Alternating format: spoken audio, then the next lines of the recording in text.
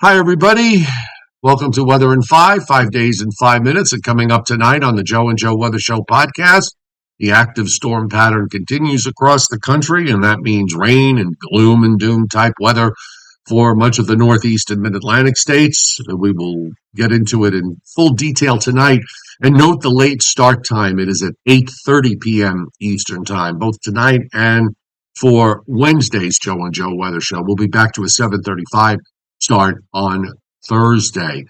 So, as far as watches and warnings are concerned, we really don't have much going on in the eastern part of the United States. We still have some winter storm warnings in southern Oregon and northern California, as well as parts of eastern Idaho and western Wyoming.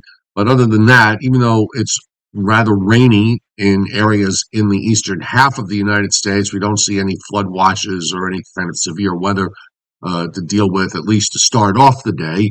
And the first system is this little low that's in Chesapeake Bay. There's not much to it. It's kind of interesting to see a system like this. And while the surface low is weak, it does have a concentrated area of rain. And just widening out on the surface map, you will see a frontal boundary running from Michigan down to Oklahoma and Texas. This is going to be the next storm system that is right behind this one. So we guess the rain will come to an end later today and into this evening in the Northeast, but that's only going to be followed by more rain come Wednesday and into Wednesday night. And meanwhile, in the West, there's more energy coming in from off the Pacific, causing that area of winter storm warnings that we showed you earlier. And this is going to be the weather system that will be coming into the eastern part of the United States this weekend. So, taking a look at the satellite loop, nice little spiral of clouds here with this low that's coming up the coast. I've been sort of commenting on the fact that it's a system that you probably would see much later into the spring, but everything seems to be so out of whack anyway. We've got a blossoming area of rain across the Gulf states. We've got the frontal boundary that's producing some showers up the Mississippi Valley into the Great Lakes. And then, of course, again, more of that moisture with that Pacific storm system, the new one that is coming inland. And by the way, that storm is nowhere near the strength of what we just dealt with out in the west over the weekend. Here's the radar. And starting with the northeast, that comma-shaped swirl, it's already ended as far as the rain is concerned. And this is as of 8:30 a.m. Eastern Time. And southern New Jersey and down into the Delmarva Peninsula, although there's a lot of leftover clouds and drizzle there. You see some steadier rain and even some bands of moderate to briefly heavy rains that are coming up from the south. This will play through. I'm thinking about a half an inch to an inch of rain total. Probably might be a little bit of upside in a few spots. And then as we to check out what's going on across the south, we've got some heavy rains along the Gulf Coast. We have some heavy rains and thunderstorms in parts of Louisiana and northeast Texas, as well as some showers in central Tennessee, and then showers extending northward up through the Great Lakes. Out in the west, some patchy areas of rain along the coast and snow inland coming into northern California and Oregon, as well as parts of southern Idaho. We're seeing some snow there, northern Nevada and northern Utah, and a batch of precipitation that's swinging through parts of southern South Dakota and southern North Dakota and northeastern South Dakota.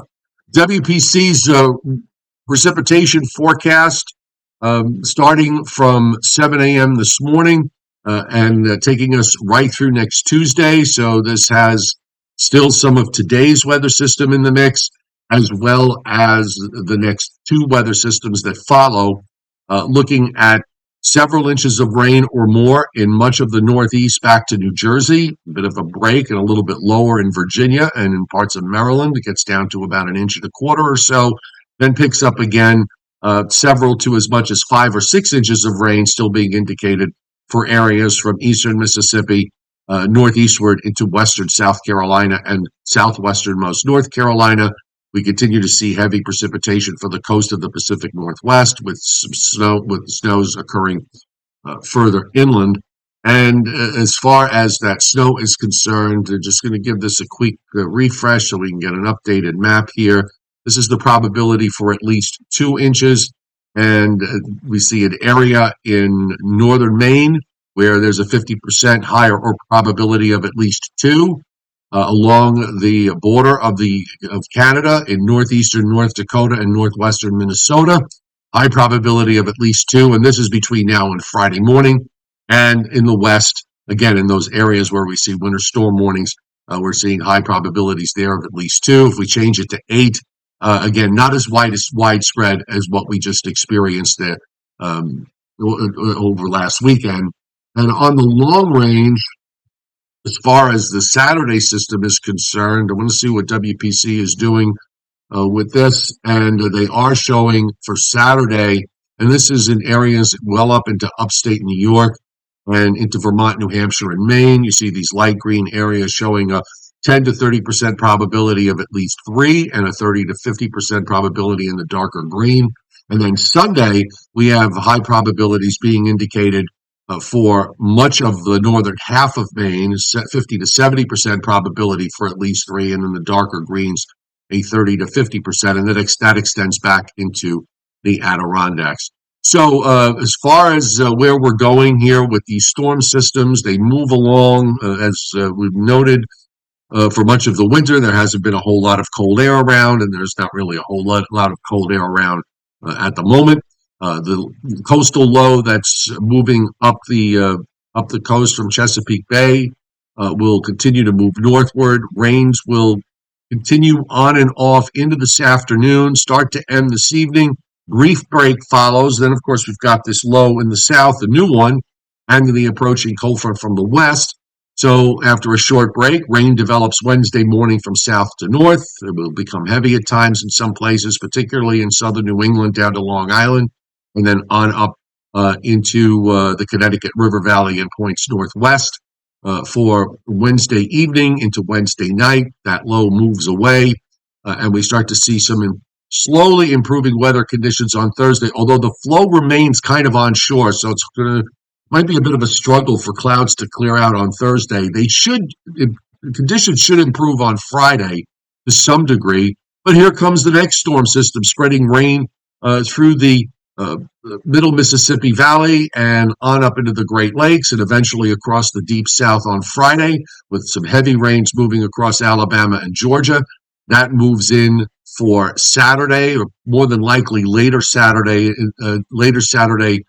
morning and afternoon, and then lasting into Saturday night, early Sunday morning.